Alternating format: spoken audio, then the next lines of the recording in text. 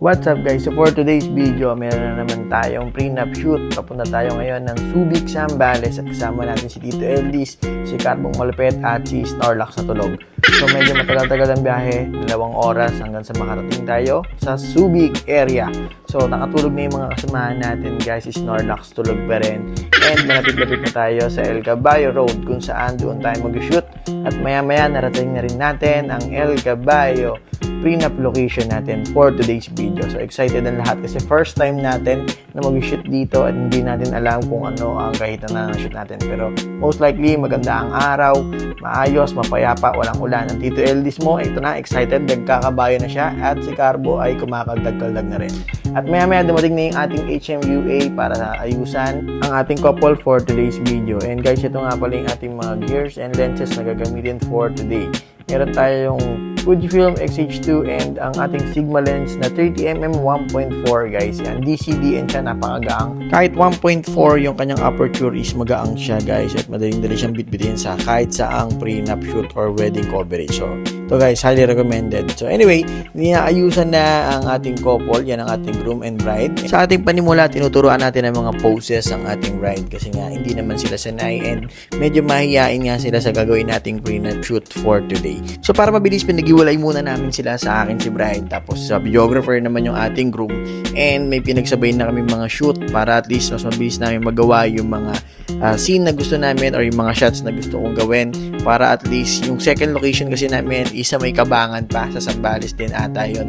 So medyo malayo-layo yon and dapat nilang makapagpahinga, makapag-retouch at makapag-prepare para sa susunod na location. So second outfit na kami guys, and at last ginamit na rin yung mga kabayo dito, kaya nga El Caballo yung tawag kasi may mga horses dito na pinapagamit during the prenup. So na-enjoy ng couple ito, although mainit pero syempre kailangan nilang medyo tiisin para at least mas magaganda yung mga output na gagawin natin, which is papakita namin later.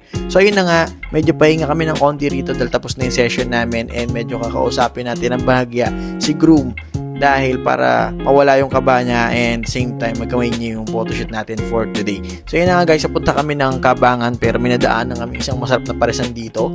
Guys, shoutout kay Manong.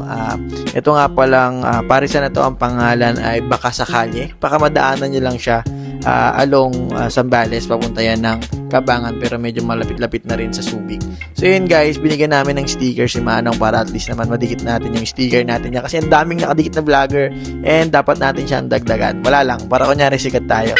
So yan, pinadikit natin kay Bal bago tayo kumain at yan, tingnan nyo naman yung picture natin niya sa sticker guys. Poging-pogi tayo yan. So kung gusto nyo yung sticker, sana magkita rin tayo soon. So yun guys, kainin natin yung napakasarap at napakainit na pares ni Manong. Solid to guys and mabilis lang namin itong kakainin at biyahe na kami. Papunta kami ng Kabangan, daan kami Subic, Castillejos, San Narciso at inabutan na rin kami ng malakas na ulan. Tuloy-tuloy lang naman yung biyahe at walang traffic pero medyo napagod na nga yung mga kasamahan natin kaya nakatulog na sila. And maya-maya natatanaw ko na ng bahagya ang ating Kabangan location shoot. And medyo malakas talaga yung ulan at sa wakas nakarating din naman kami at tumila rin naman yung ulan. At papakita sa inyo mamaya guys kung ano yung room namin pero pansamantala kailangan namin magpalipad agad ng drone kasi nga umuulan-ulan and baka hindi kami makapagpalipad. So habang matila ang ulan at wala naman masyadong ambon, nagpalipad na to si Tito Eldis natin para makakuha naman ng mga scene or shot sa dagat kasi nga napakaganda ng alon dito guys. Although makulimlim pero dadayain na lang natin yan sa editing para magmukha siyang afternoon or magmukha siyang sunset. So anyway, ito yung room na kinuha nila, parang dalawang klaseng kwarto yan. So kabila yung para sa groom and bride saka sa family nila, and ito yung room namin guys. So elegante siya guys and tamang-tama lang siya sa amin dahil apat kami and may dalawang malaking higaan o kama. So nag-start na kami ng shoot dito sa may dagat, medyo sumisilip ng konti ang ating araw and masarap magtatakbo dito guys, masarap kumuha ng mga creative scenes kasi nga malawak at the same time puro dagat lang talaga yung makikita mo. Tapos yung couple parang na-enjoy lang nila kasi nga mahilig sila mag-outing and mahilig sila sa beach. So guys, ito gumagawa tayo ng mga shot na sana magustuhan ng couple kahit wala masyadong sunset or wala masyadong liwanag. Gagawa tayo ng mga ilaw na magkikreate na parang sunset yung tama ng ilaw sa kanila. So ayan guys, tingnan nyo itong shot na to. Naglagay ako ng yellow or warm color na light sa likod nila tapos isang fill light sa harap na hawak naman ni Carbo. So guys, ito yung output na tingin ko magugustuhan nila kasi parang nag-create tayo ng artificial sunset dito guys. So ayan si Tito Eldis natin, medyo fresh na, ayan, masigla na siya ulit kasi nakakain ng pares. Lumulubog ng bahagya yung mga paa namin dito sa sand, kaya medyo struggle kami sa pag-create ng mga video clips or photoshoot na ginagawa namin. Pero okay lang yan, makaka-adapt tayo kahit ano pa yan. Syempre kaya nga tayo binabayaran ng professional fee natin kasi kahit anong mangyaring scenario, ready tayo and meron tayong laging plano sa kanila. Ito guys yung mga sample shot natin, kung makikita nyo.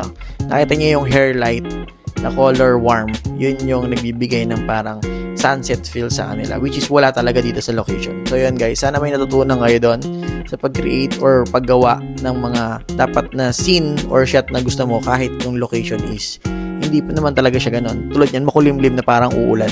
Pero syempre, para hindi naman sayang yung pagpunta natin dito na malayo at gumastos yung couple, kailangan i-consider natin at magbigay tayo ng additional miles to provide creativity para sa ating mga mahal na kliyente. So yun guys, tumataas yung tubig kasi nga mag-high tide na at kailangan na namin mabilisan na gawa dito kasi mamaya meron pa kaming shoot sa bonfire. So ayun, medyo kumukulimlim na nga dito guys and kailangan na namin bilisan, which is dapat makakreate kami ng mga photos na mas maganda yung feel. So yan, nag-drawing na lang kami ng malaking heart dito sa sand at nag-create din kami ng artificial light para yung couple naman is hindi naman sila manghinayang doon sa location kasi dumating kami dito mga past 4 na, so medyo talagang less na talaga yung time na meron kami, kaya ayun, kailangan namin talagang galingan or bigyan ng creativity itong trabaho natin since binayaran tayo ng professional fee ng ating couple. So ayun guys, moving forward tayo.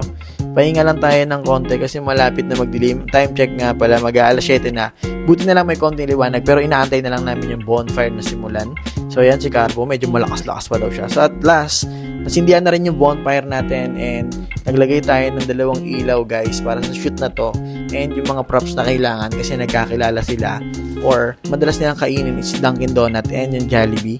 Baka naman. So yan, meron tayong warm light sa likod tapos meron tayong fill light na white dito sa harap, which is si Carbo yung umahawak, which is pagka nag-create tayo ng mga pictures and video, isahan na lang, hindi na ako nag-flash or nag-strobe dito kasi nga mabilis ang setup dahil pagod na rin yung kliyente, maaga pa lang bumiyahe na sila at inayusan, maaga pa lang nag-shoot na kami, pagod na kami pare-pareho kaya dapat mabilisan. So yun, maganda rin ang feels nito dahil meron silang natural light na nanggagaling dito sa bonfire. So yun guys, sa mga gagawa ng mga bonfire shoot, gamitin nyo siya as additional light, no? So para mas maganda yung output, para siyang 3 light setups. Meron siyang 1 bonfire, 2 tapos yung backlight na magdadagdag na lang tayo ng 2 ilaw. So yan guys, may isang technique pa akong ituturo guys, yung para magkaroon ng magandang apoy or background ng apoy sa likod. Binabato namin yan ng buhangin. Alright guys, so tapos na yung ating shoot and nagliligpit na nga si Carbo at saka si Tito Eldis. So time check is 8 PM sakto. Napag bonfire shoot tayo tsaka dito sa loob ng room. So later on, dinner tapos tulog. Tapos tomorrow morning, biyahe na ulit ang Manila. So yun lang, salamat sa panonood and peace out guys. Peace out.